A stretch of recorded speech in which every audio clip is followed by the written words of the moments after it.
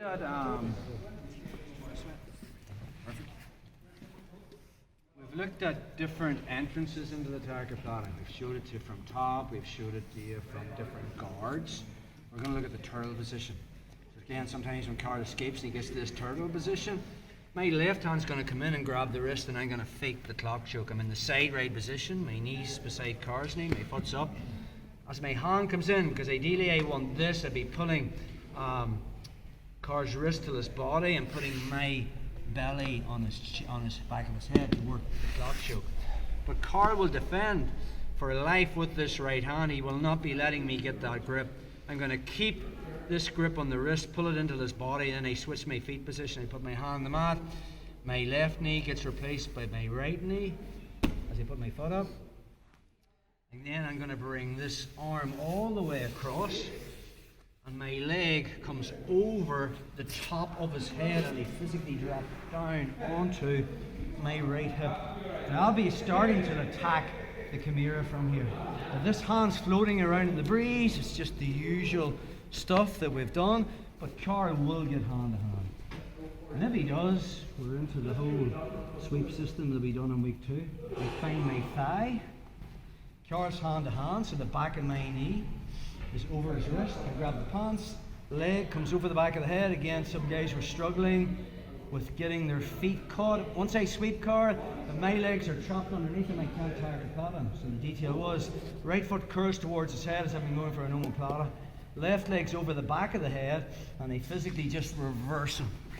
So when I come up, my legs are free, I still have my thigh, and I'm into Tarikoplata again. So Carl's turtling. I'm in the side right position, hip to hip. I come in and I grab the wrist and I start to attack the clock choke. Now Carl's right arm is occupied. I switch from the side right and I just switch my feet position. I need to always be constantly putting weight on him, so I'm not losing that connection of my chest to his back. Put my hand on the mat, and my leg physically comes around the head, and then I fall onto my hip, and I'm starting to attack that Chimera. If I see this right arm blowing in the breeze, it's Chimera time, but he will go hand to hand. And we talked about how that is the entrance into the Tarikoplata. When he goes hand to hand, we're not interested in breaking the grip. We want to use the tension that he puts in his arm to submit him. So my left hand is my thigh, I grab the pants, I turn my foot towards his head, leg comes over the back of the head, and I just roll him over. And then we're into our Tarikoplata.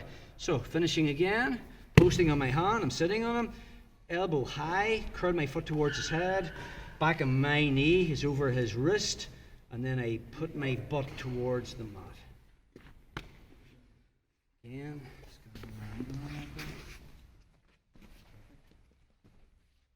So, I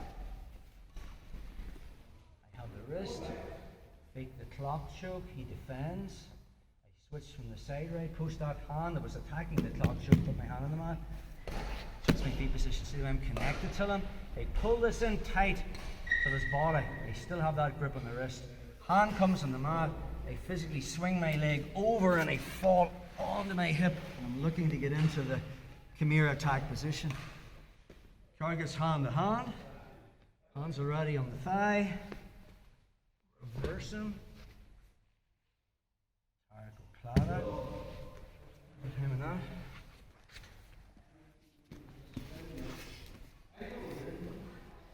Start to attack the clock choke from the side right. This hand's busy. Okay. So I switch my feet position, staying heavy.